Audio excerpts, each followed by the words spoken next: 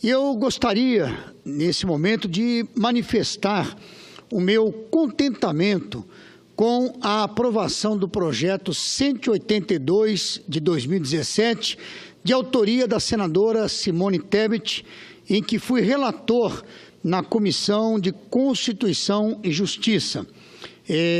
Votação essa terminativa na CCJ. Então, o projeto seguiu para a Câmara dos Deputados.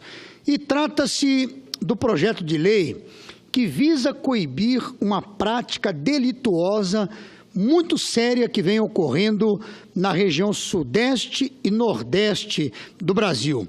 Os oleodutos por onde transitam nafta, óleo diesel, entre outros produtos em alta pressão, estão sendo recorrentemente violados por agentes criminosos. O oleoduto é vulnerado e o derivado de petróleo é subtraído para o transporte em caminhões e posterior exposição à venda ou revenda ilegal. A repreensão penal revela-se urgente, dado o aumento de ocorrências dessa prática criminosa no Brasil nos últimos anos. Em 2014, foi registrado apenas um caso. Já em 2016, esse número subiu para 72 casos. E até maio de 2017, já foram registrados 78 casos. Então, é importante se entender essa relação. Em 2014, apenas um caso. 2016 todo, 72 casos. Em 2017, apenas em 5 meses, até maio, foram 78 casos. Então, imagine, seguindo essa média, nós chegaremos ao final do ano com mais de 200 casos. Seguindo a média, multiplicando por 2,5. Então, seria mais ou menos 200 casos nesse sentido. Então, de 2016, saltando de 1, ou melhor, 2014, saltando de 1 para 2017, mais de 200 casos, o que seria muito terrível. E isso causando um prejuízo, ou melhor, só em 2016 foram furtados 14 milhões de litros, gerando um prejuízo de 33 milhões de reais. A situação é grave. Além dos prejuízos financeiros causados, também oferecem riscos de diversas magnitudes à sociedade, como explosões, contaminação ambiental, contaminação dos corpos hídricos e ainda o desabastecimento de centros urbanos, interrupção do abastecimento de combustível e até mortes, tanto de membros da comunidade quanto dos próprios criminosos envolvidos. O furto de combustíveis é uma operação extremamente perigosa devido às altas pressões envolvidas e às propriedades químicas dos produtos inflamáveis, tóxicos e também explosivos. Essas subtrações são realizadas de forma amadora, o que eleva o potencial de risco da ação, expondo as comunidades próximas a possíveis explosões e mortes. O meio ambiente também pode sofrer graves impactos decorrentes de vazamentos e a sociedade consumidora pode sofrer com o desabastecimento. Desta forma, senhoras e senhores senadores e todos que nos ouvem, trata-se de uma modalidade de crime cujo combate precisa encontrar na legislação respaldo mais eficiente. A enorme capacidade de enriquecimento ilícito torna bastante atrativa essa prática delitiva, circunstância que usualmente atrai a atuação das organizações criminosas. A aprovação do projeto, que ainda tramitará pela Câmara dos Deputados, foi bastante oportuna, que, além de inibir e punir com rigor essa prática delituosa, irá proteger a sociedade e o meio ambiente. Eu gostaria aqui de parabenizar a senadora Simone Tebet, autora do projeto, e quero aqui até citar alguns dados também. O crime, ou melhor, a subtração de derivados dos dutos era considerado furto normal. Então, a penalidade era muito pequena, era considerado um furto comum. Já nesse projeto, presidente, então, agora tipificado e qualificado, aonde a pena vai ser de 8 anos, em caso de ser agente público, servidor da própria Petrobras, principalmente, vai para 10 anos, se for feito com uso de armamento, vai para 14 anos. Então, há uma legislação bem dura, específica, porque, por incrível que pareça, nós estamos falando aqui num crime que no mundo inteiro só perde para o tráfico de armas e só perde para o tráfico de drogas. No mundo inteiro, o número é espantoso. São 10 bilhões de dólares que esse tipo de crime ele traz para as organizações criminosas. Então, parabenizo mais uma vez a senadora e agradeço também os senadores que, junto comigo, lá na CCJ, aprovaram, inclusive, de forma unânime esse projeto. Eu gostaria também, dentro da mesma linha, de chamar a atenção para uma situação semelhante.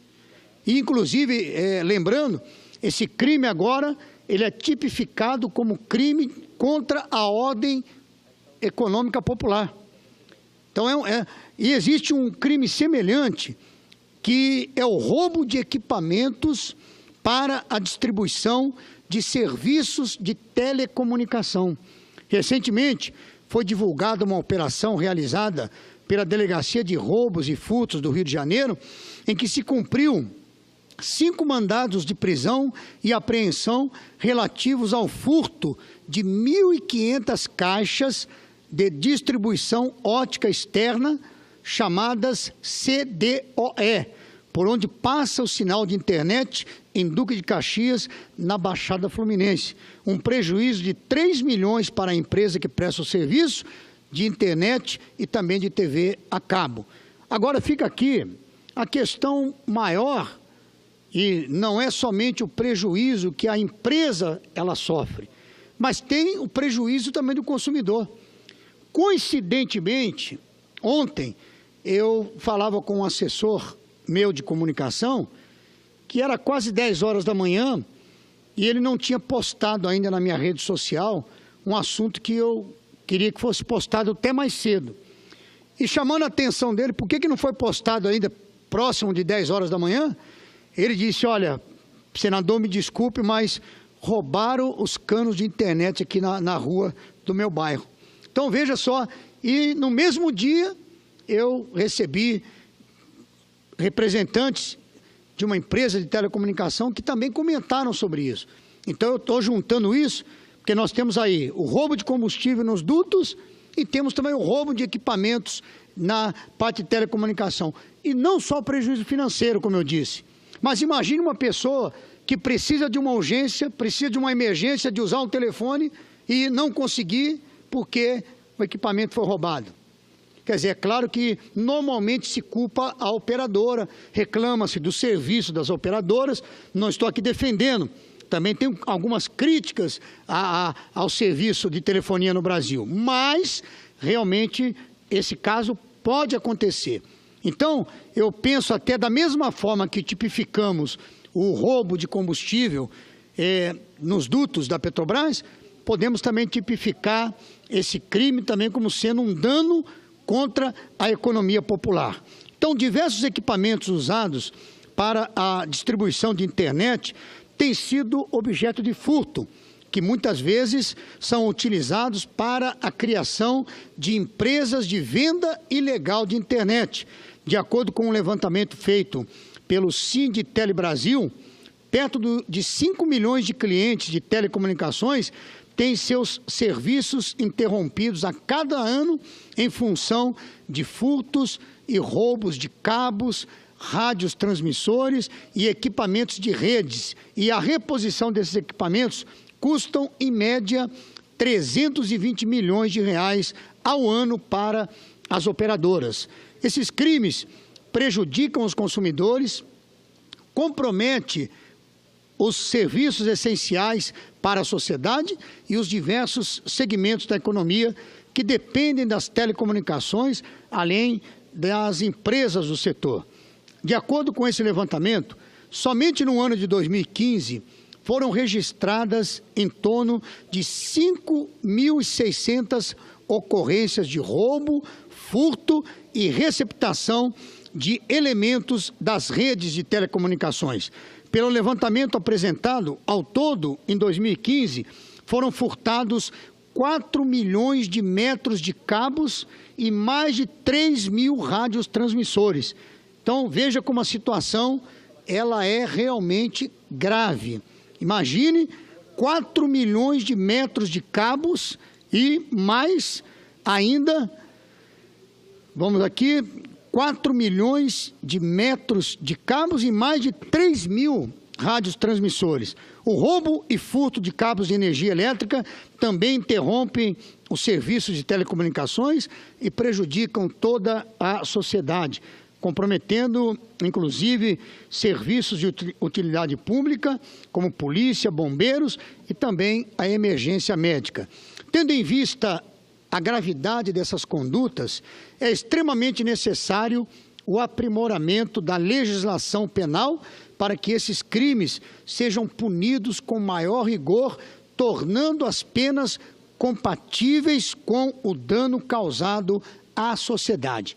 Para isso, eu já estou aqui e pedi à minha assessoria, ao meu gabinete, que prepare estudos nesse sentido, para que possamos apresentar projetos como a da senadora Simone Tebet, para tipificar, qualificar e realmente trazer punições maiores, com maior rigor para esse tipo de crime. Na mesma linha, hoje na Câmara, eu não sei se já foi votado, mas nós tínhamos na Câmara hoje um projeto de autoria do senador Marcelo Crivella, hoje prefeito da cidade do Rio de Janeiro, que tratava nesse projeto, que trata como crime hediondo aquele que portar, comercializar fuzis, metralhadoras, armas que nós sabemos são de uso exclusivo do Exército, armas de guerra. Então, esse projeto importante está lá na Câmara, eu creio que vai ser votado, se não for votado hoje, vai ser votado semana que vem, mas eu considero também uma grande iniciativa, porque levantamentos, na média, pelo número de comunidades que existem no Rio de Janeiro, apontam, presidente, senador Eumano, apontam que no Rio de Janeiro, na cidade do Rio de Janeiro e na região metropolitana, possa-se existir mais de 12 mil fuzis na mão dos traficantes, na mão do crime organizado. Imagine isso, mais de 12 mil fuzis na cidade do Rio de Janeiro. Por isso, os hospitais do Rio de Janeiro são verdadeiros hospitais de guerra. Então, eu acho importante esse projeto do senador Crivella, do prefeito Crivella, que também traz uma punição com mais rigor para aquele que comercializa, para aquele que utiliza e para aquele que porta armas desse tipo, como fuzil e metralhadora. Quero também aqui chamar a atenção, nós hoje tivemos reuniões, eu tive reunião com a bancada do partido, do PRB, com os deputados federais do PRB, e discutimos a reforma, chamada reforma eleitoral. E quero aqui afirmar que o PRB, ele se coloca na sua grande maioria da bancada, quase que na sua totalidade, ela se coloca contra o chamado distritão e também se coloca contra o fundo eleitoral, o chamado fundo eleitoral. Nós temos que pensar assim, claro que com a proibição da doação de empresas em campanha, a questão da eleição fica difícil realmente na questão de recursos. Mas nós temos que pensar como vamos compor esse fundo, temos que ter realmente cuidado com a questão do orçamento, a questão da própria situação do país, mas já quero aqui então afirmar que o PRB, dentro da reforma, chamada reforma eleitoral, o posicionamento do PRB é contra o distritão, porque achamos que realmente os que têm mandatos terão mais chance de voltar, mas não propicia a renovação, a chance de novas lideranças, de novos nomes, e também, por outro lado, está dizendo, ou estão dizendo, que o Distritão será uma transição para que em 2022 se use o distrital misto, que também não concordamos, já tratamos isso no partido. Distrital misto, onde você tem parte eleito pelo distrito e parte eleita na lista fechada dos partidos, nós somos totalmente contra a lista fechada de qualquer forma para as eleições. Então, o distrital misto também não é um sistema que tem o apoio do PRB. Então, senhor presidente, agradeço e essas são as minhas considerações de hoje. E para todos que nos acompanharam, um abraço e vamos lutar para que o Brasil venha vencer essa crise, sair da crise e possamos dar ao nosso povo brasileiro dias melhores. Um abraço.